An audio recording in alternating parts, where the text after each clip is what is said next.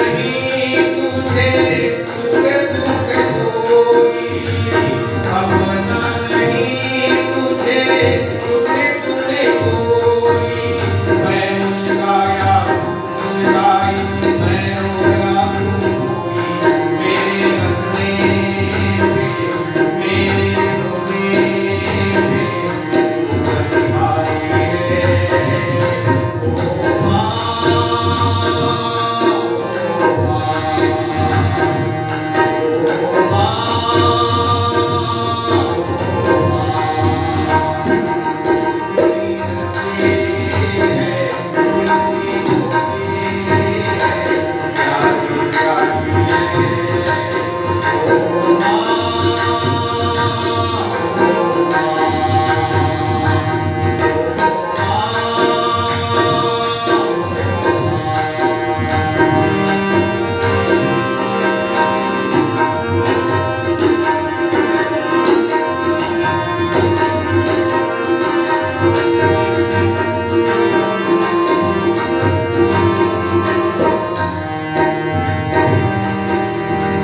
ओ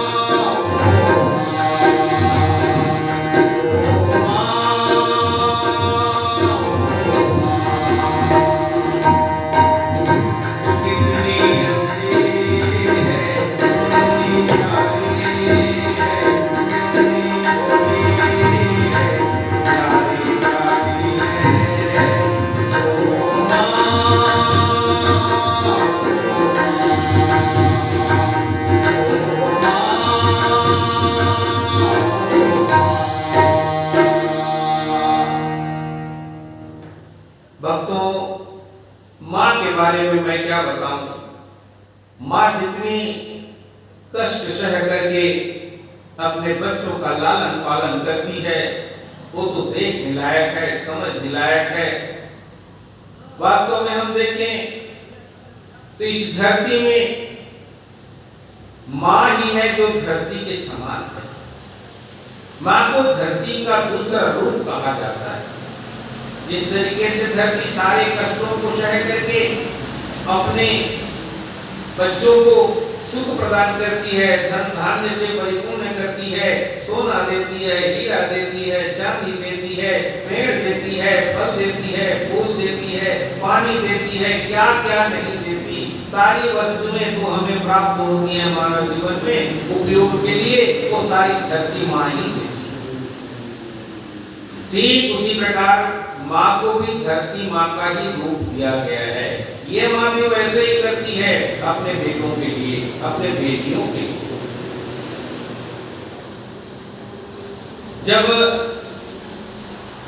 माँ गर्भ धारण करती है तभी से उसका संरक्षण करना प्रारंभ कर देती है। हाँ, चलते फिरते कहीं ठोकर न लगे, इसका विशेष ध्यान रखती है। जब पेट धीरे धीरे बड़ा होने लगता है, तब सोचो हमारा पेट बड़ा हो तो हमको उठने बैठने में कितनी परेशानी जाती है। हाँ, अब माँ को कितनी परेशानी जाती होगी, कभी अंदाजा लगाया नहीं। तो माँ जो सह सकती है, माँ जो कर सकती है, संसार में कोई नहीं कर सकता। माँ के सिवाय और कोई दूसरा है ही नहीं। और इतना ही नहीं, वो 9-10 माह अपने कोख पर रख करके जो कष्ट सहती है सो कष्ट सहती है। अब जरा देखिए, आप उस 9-10 महीने में जब जीते हैं, आपके जीव हो जाते हैं, तो कहां से खाते हैं? माँ खाती है, उसी को आपको भी देती है। हाँ, कितना प्यार करती है। उसके बाद जब इस धरती पर आपको जन्म देने के लिए कितना कष्ट सहती है। अरे भगवान, इतना कष्ट सहती है ना कि आप किनारे खड़े रहोगे और उनके चिल्लाने को सुनोगे तो रोना आ जाएगा, आपकी आंखों से आंसू निकल पड़ेंगे। ऐसी रोती है माएं। हाँ, तब इतना कष्ट सह करके आपको जन्म देती हैं। और क्या है, आजकल तो स्थितियां ये हो गई हैं कि बड़ा पेट को फड़वा करके ऑपरेशन के माध्यम से बच्चे को निकलवाती हैं। ऐसा भला कोई कर सकता है क्या? हाँ, ये माँ ही है जो इस तरीके के कष्टों को सह करके आपको जन्म देती है। फिर इसके बाद भगवान ने भी ऐसी व्यवस्था कर रखी है कि वो बालक का मुंह बड़ा कोमल कोमल रहता है, जीभ कोमल कोमल रहता है। हम जो खाद्य पदार्थ खाते रहते हैं उसको खा नहीं सकता।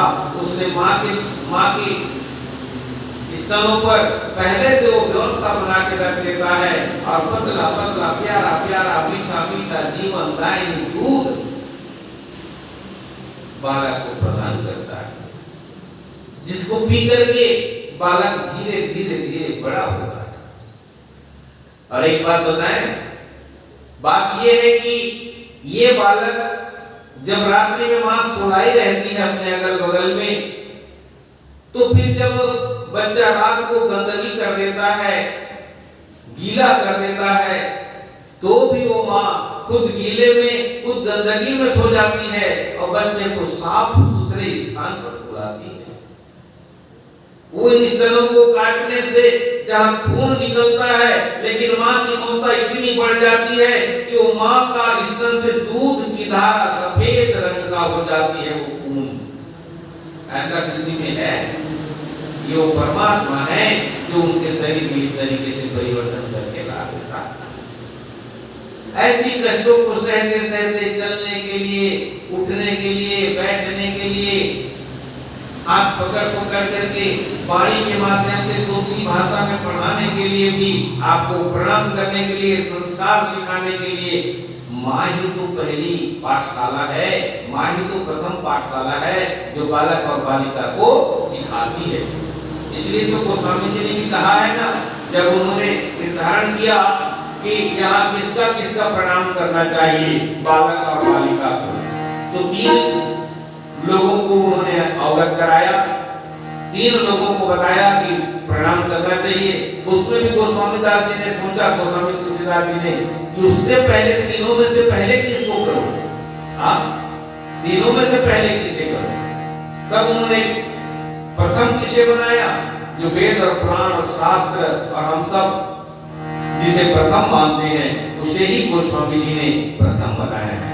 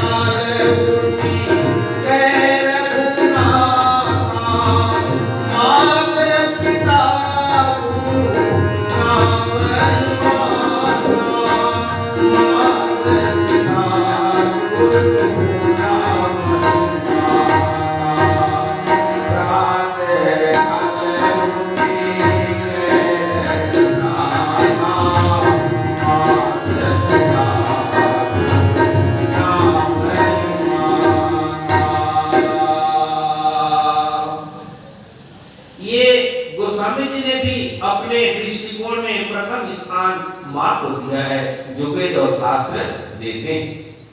लेकिन जब हम बड़े हो जाते हैं तो इन्हीं माँओं के बारे में हम इन चीजों को भूल जाते हैं, स्वीकार नहीं करते कि माँ ने इतना कष्ट सहा होगा। आवाज तो विवाह करके ले आए ना, तो पत्नी आ जाती है साथ में, तो फिर पत्नी कहती है आपकी माँ रहेगी साथ में तो मैं नहीं रहूंगी क्योंकि मुझे बहुत डांटती है। ऐसे भी लोग हैं, ऐसे भी व्यक्ति हैं। माँ की दुख को, दुविधा को जब उनका बच्चा होगा तब वो समझेंगे, ये वो माँ होती है। आज 5वें रूप में, 5वें हमारे शरीर पर जो है तत्व, वो माँ तत्व है जो भगवान के रूप में विराजमान है। माँ वो माँ है कि आप उनके लिए कितनों भी पूजा कर लें, पूजा की थाली सजा लें, रोज उनके चरण धो लें, तो भी उनके ऋण को ना चुका पाएंगे। इसीलिए तो ये न बंधो बलि राजा दान इंद्रो महाबल तेन त्वाम प्रतिबंधनामि लक्ष्य मार्चल मार्चल। क्यों बलि राजा की शपथ लेकर के ये धागा क्यों बांधा जाता है जानते हैं?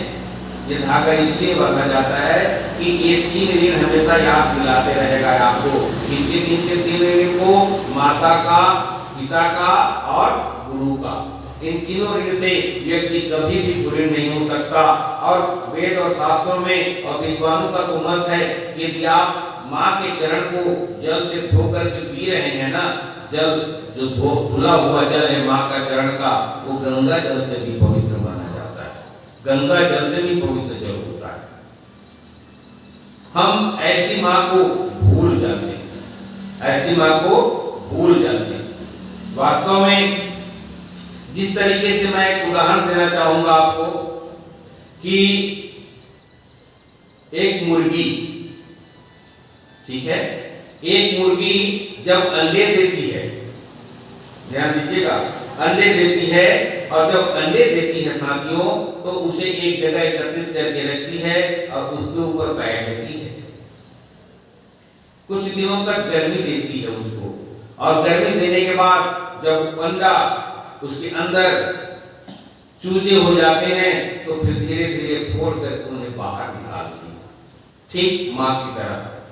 और जब निकल जाती है ना तो होता क्या है, निकलने के बाद वो अपने ही दाना ला करके उनको चुगाती है। लेकिन थोड़ा और बड़े हो जाते हैं तो वो मुर्गी के चूजे माँ के साथ चलने फिरने लग जाते हैं, तो माँ उन्हें अपने स्थान से, जन्म के स्थान से दूर ले जाकर के दाना चुगाने का काम करती है।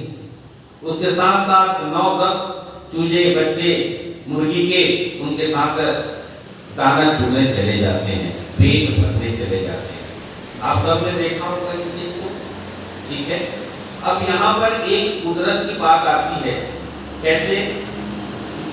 मान लीजिए उस मुर्गी के बच्चों को देख करके, मुर्गी को देख करके यदि बाज पक्षी ऊपर में कष्ट के रूप में, परेशानी के रूप में लगा रहा है चक्कर कि कैसे मैं उनके बच्चों को पकड़ूं और अपना भोजन बनाऊं, उस स्थिति में मुर्गी क्या करती है? अपने बच्चों को कुछ इशारे से आवाज लगाती है और बच्चों को समेटने का काम करती है। सारे बच्चे आकर के पंख फैला लेती है, उसके पंखों के बीच में समेट करके चूजों को रख लेती है। लेकिन इसी में कुछ चूजे ऐसे रहते हैं जो माँ की बात को देख करके अनसुनी कर देते हैं। और जब वो अनसुनी कर देते हैं मित्रों, तो अनसुनी करने के फल उनको मिलते हैं। कैसे? बाज आ जाता है और मुर्गी के जो पंखों के नीचे दबे तले पड़ा हुआ है उनको तो छू नहीं सकता, लेकिन जो बाहर अहंकारवश माँ की बात को नहीं सुनते तो उनको चूजे को उठा के ले जाती है और वही उनके अहंकार मृत्यु का कारण बनता है। पिछले दिनों से हम यही बात को बता रहे हैं कि व्यक्ति अहंकार जो है ना वो उसका मौत का कारण बनता है। जो छिद्र है ना, जो असंयम है, वो उनका मौत का कारण बनता है। हम मानते हैं कि मरना तो एक दिन सबको है, हाँ, लेकिन हमने ये भी कहा ना कि कीड़े मकोड़े की भांति यदि हम मृत्यु को प्राप्त होते हैं और हमें कोई व्यक्ति ना जाने तो हमारे इस मानव जीवन का उद्देश्य भी क्या है? हाँ, अन्य प्राणियों से हम श्रेष्ठ बन करके आए हैं तो हमें थोड़ा सा तो ध्यान रखना पड़ेगा कि हमको श्रेष्ठ क्यों कहा गया है। लेकिन आज के परिवेश में हाहाकार मचा हुआ है चारों तरफ।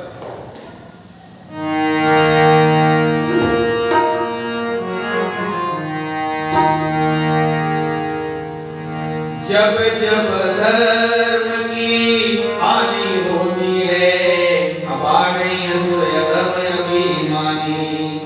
जब जब धर्म की कोई है हानि, जब जब धर्म की हानि होती है, यानी लोग बात माँ की बात को ना मान करके, माँ कौन है? धरती। धरती क्या है? प्रकृति। याद रखिएगा, माँ कौन है? धरती। धरती कौन है? प्रकृति।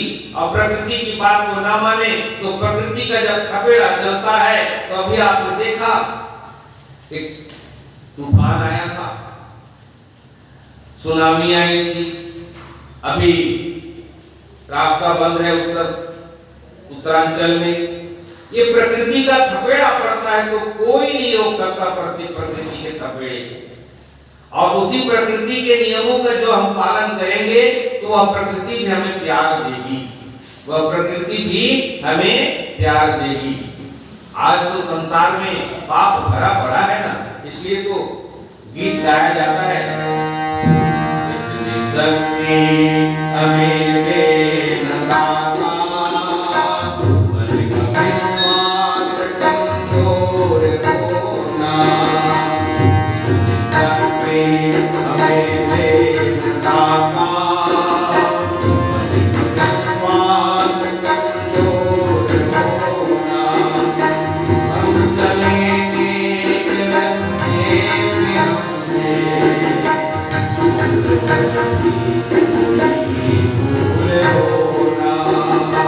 हम चलेंगे के रास्ते पे हमसे कोई भूल होना, इतनी शक्ति हमें दे न दाता, विश्वास कमजोर होना।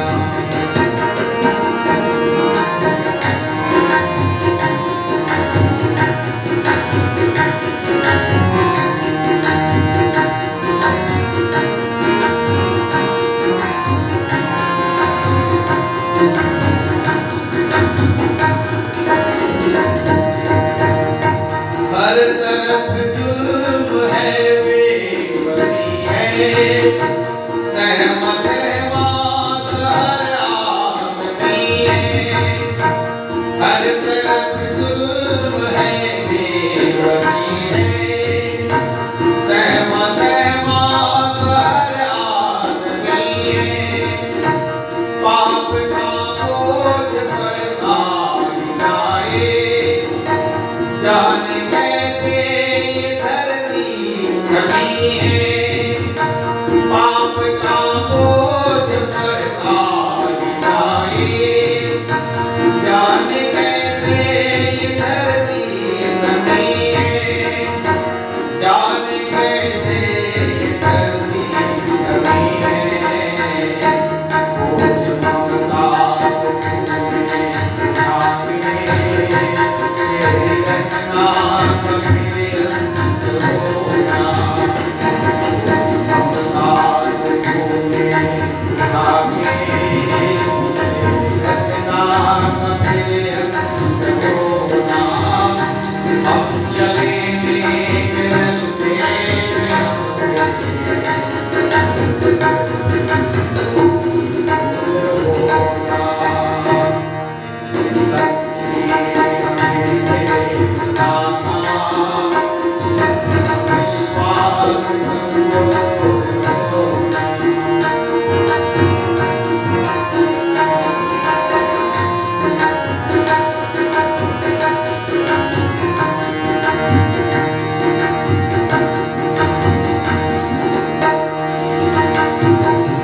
दूर अज्ञान के घूम तेरे, तू हमें ज्ञान की रोशनी दे।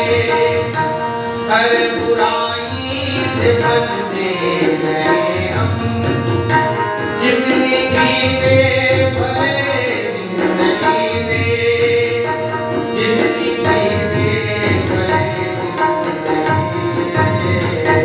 मैं किसी का किसी से भावना मन में बदलेगी होना। हम चलेंगे के रास्ते पे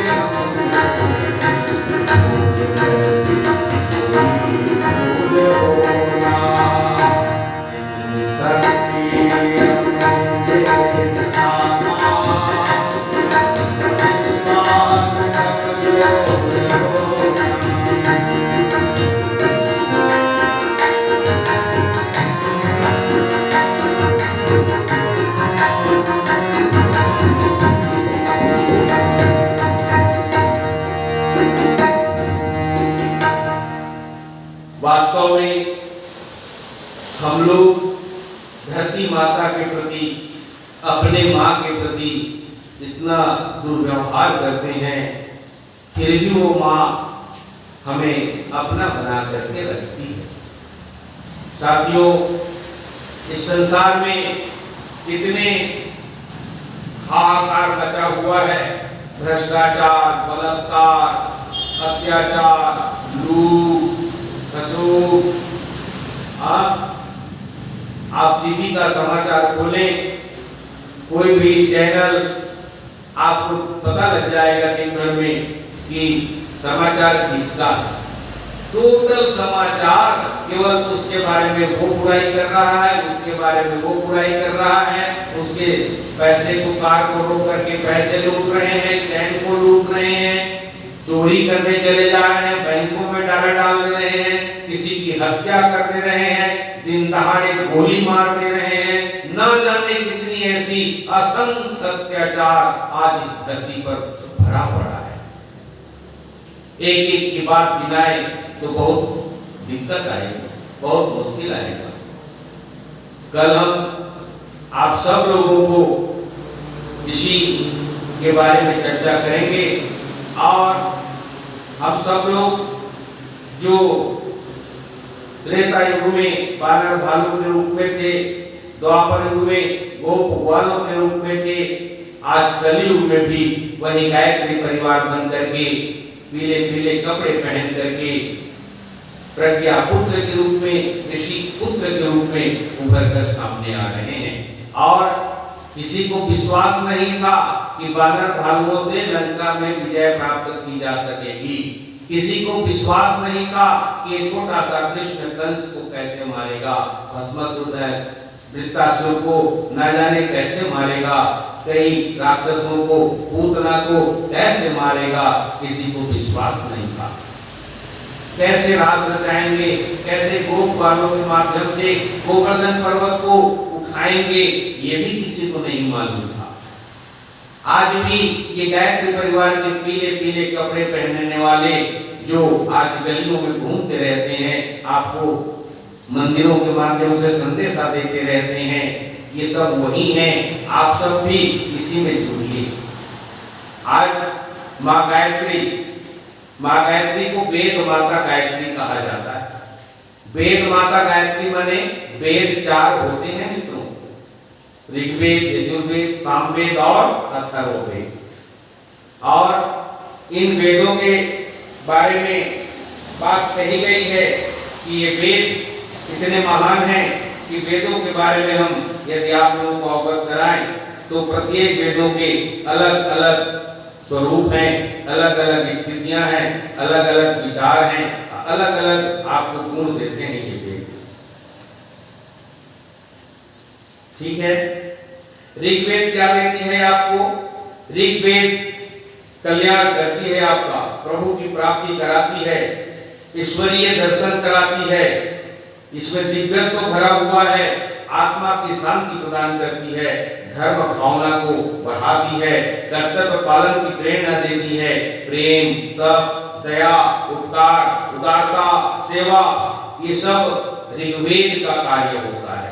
ऋग्वेद में ये बातें आती हैं। यजुर्वेद में क्या आता है?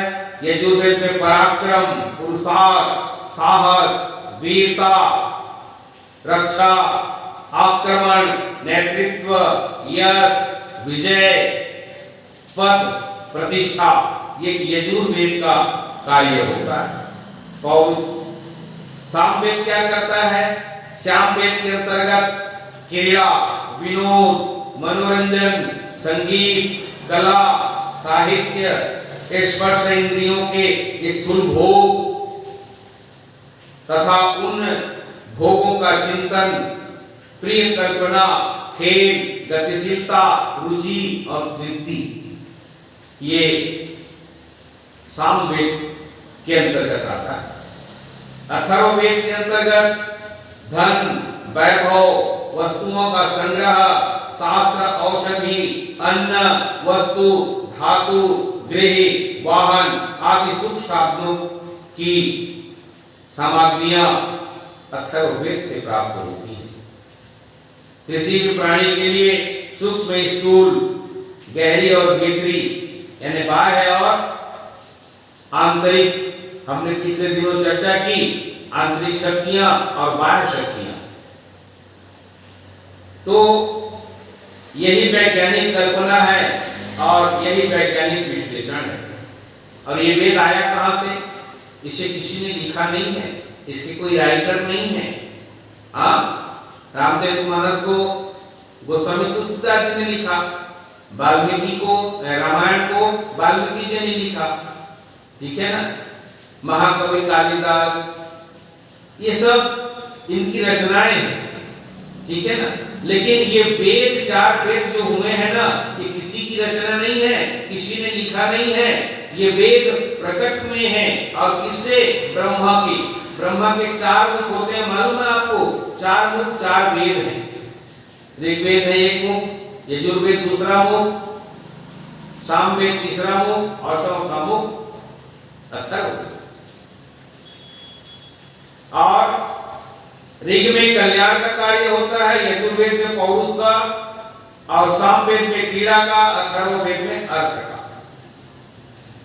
इसी को क्या कहते हैं जानते हैं आप लोग? ऋग्वेद को धर्म कहा जाता है, यजुर्वेद को मोक्ष कहा जाता है, और सामवेद को काम कहा जाता है, और अथर्ववेद को अर्थ कहा जाता है। यही कौन है जानते हैं आप?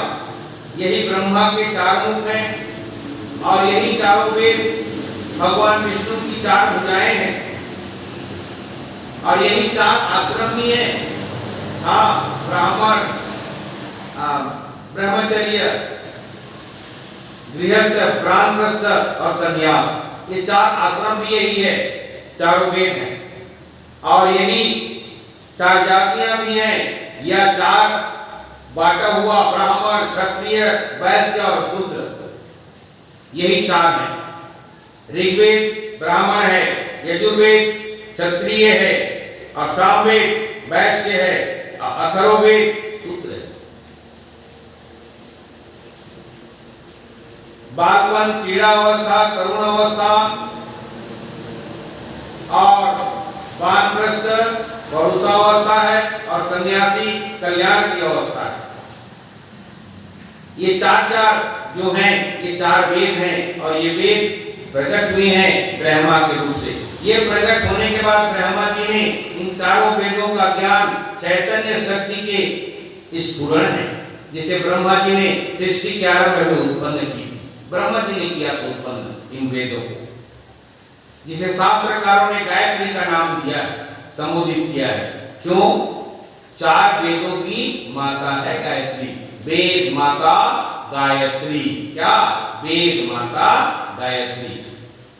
जिस तरीके से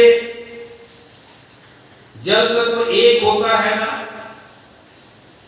क्यों महाराज जी? जल तत्व तो एक होता है ना, तो जल तत्व में जल के 4 रूप पाए जाते हैं, ठीक है। एक जल के रूप में, और दूसरा वायु के रूप में, और तीसरा बर्फ के रूप में, ठीक है, और चौथा अग्नि के रूप में।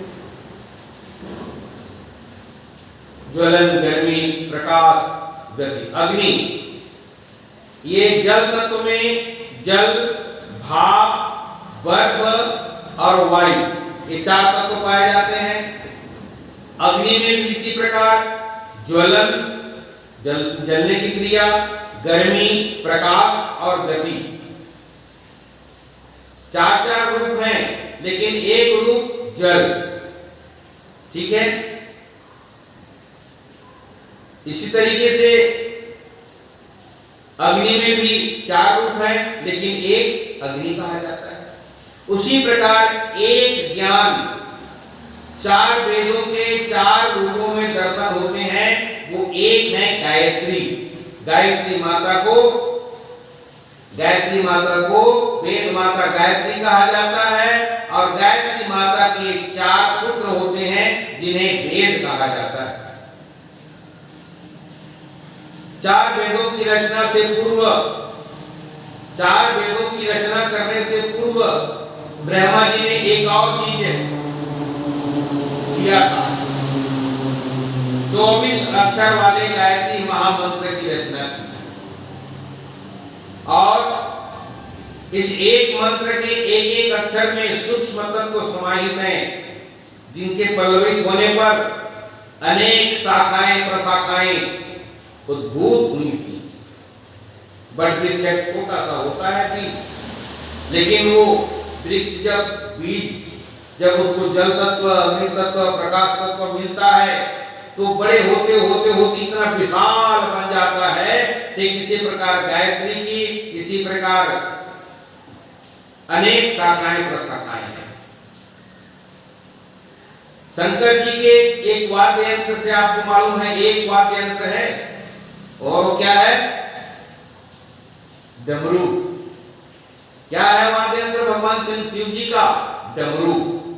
और डमरू से क्या उत्पन्न होता है? 14 ध्वनियां उत्पन्न हुई थी। कितनी ध्वनियां? 14 ध्वनियां। और इन 14 ध्वनियों से पाणिनि ने व्याकरण शास्त्र की रचना कर डाली है। इसकी व्याकरण शास्त्र की रचना। और गायत्री में और क्या है बताएं?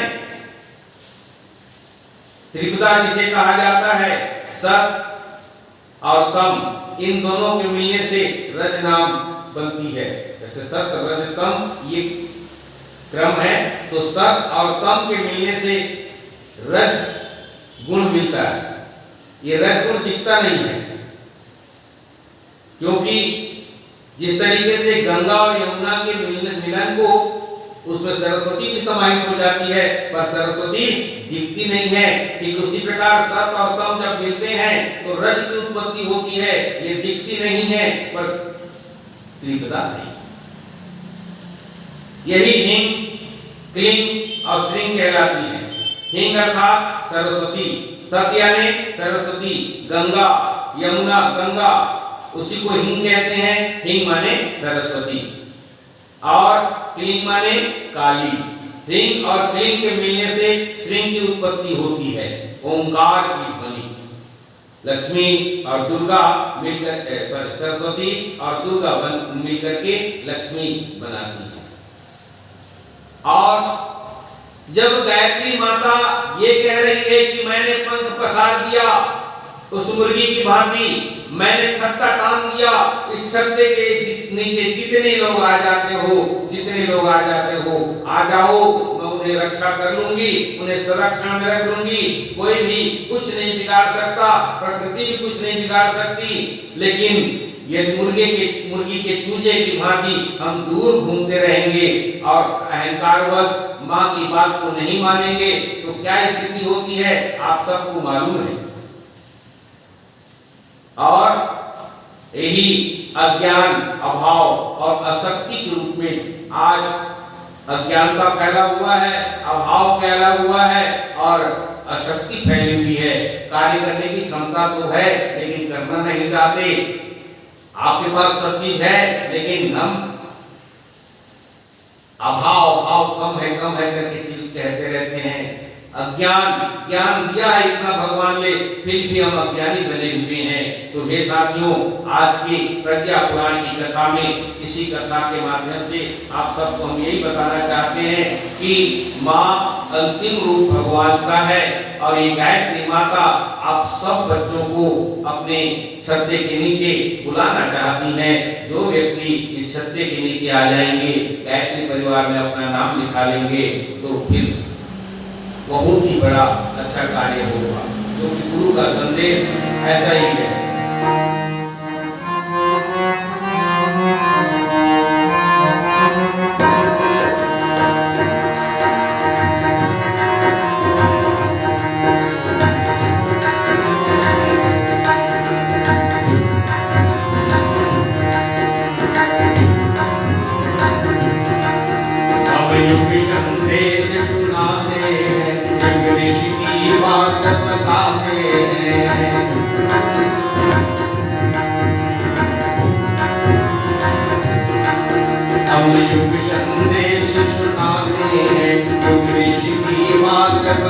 दे, जो समझ सको आ जाओ रे, यह मौका नहीं गवाओ रे, यह मौका नहीं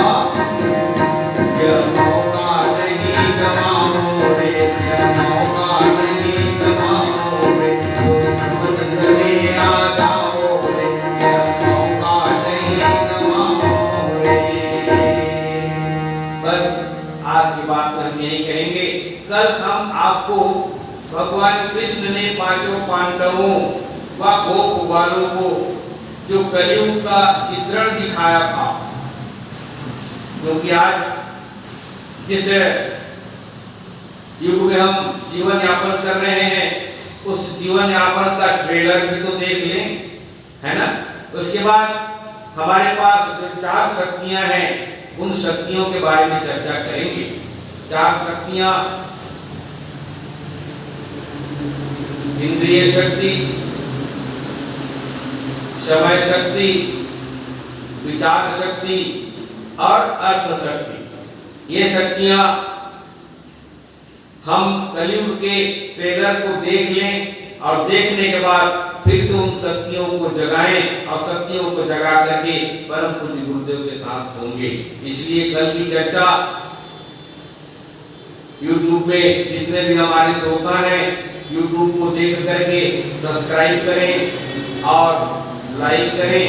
आपको प्रतिदिन कथा आधा घंटा पौन घंटा के रूप में मिलती रहेगी और जो जीवन को उपयोगी होगी, आपके परिवार को आगे बढ़ाएगी, आपके बाल बच्चों को आगे बढ़ाएगी।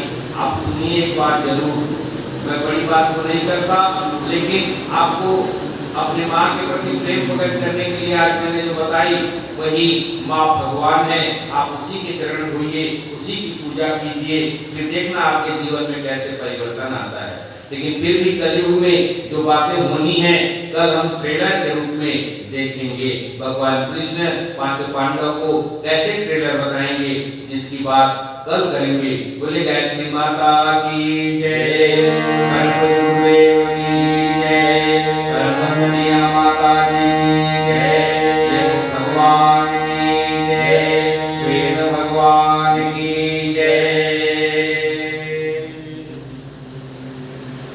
और अंतिम बात हम गीत के माध्यम से आपको कहना चाहते हैं, ये है, सुन ले इसको भी।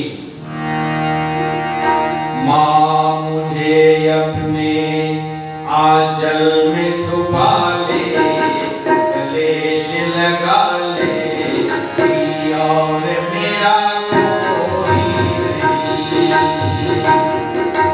माँ मुझे अपने आंचल में छुपा ले, कलेश लगा ले, और मेरा कोई नहीं, और मेरा कोई नहीं, और मेरा कोई नहीं। माँ मुझे अपने आंचल में छुपा ले, कलेश लगा ले, और मेरा कोई नहीं।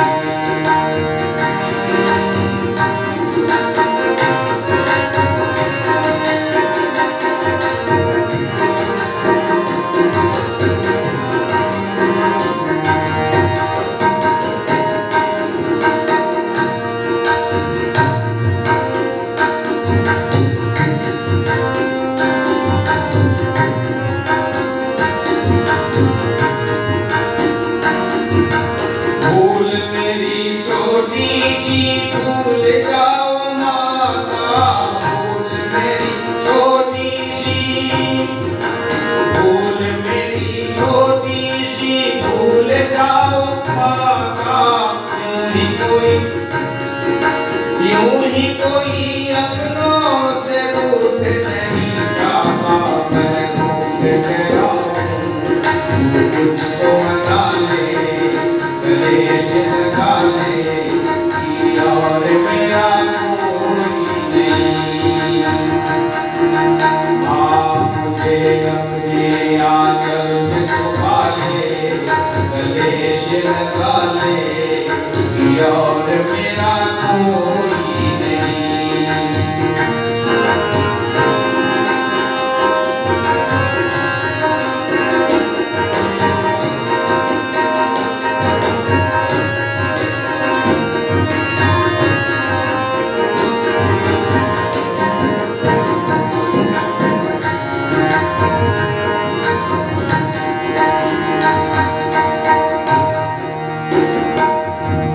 ना तो यहाँ पियारा, ना तो यहाँ जोत है, ना तो यहाँ अमियारा, ना तो यहाँ जोत है, ना तो यहाँ जीवन है, ना तो यहाँ मौत है। किया है मुझको, तूने किया है मुझको, किसके हवाले कलेश लगा ले, किया और मेरा कोई नहीं। माँ मुझे अपने आंचल में छुपा ले, कलेश लगा ले, किया और मेरा कोई नहीं, किया और मेरा कोई नहीं, किया और मेरा कोई नहीं। आइए विराम दें इस कथा को। ओम देव शांति, अंतरिक्ष गगन शांति, पृथ्वी शांति, आप शांति, रोषधय शांति, वनस्पतय शांति, विश्वे देवा शांति, ब्रह्म शांति, सर्वगुण शांति, शांतिरेव शांति, सामा शांति देवी। ओम शांति शांति शांति, सर्वारिषु शांति भवतु। बोले प्रज्ञा पुराण की जय, बोले श्रीमद् पावन प्रज्ञा पुराण की जय, परम गुरुदेव की जय, परमवंदनीय माता जी की जय। वंदे वेद मातरम, वंदे देव मातरम, वंदे विश्व मातरम।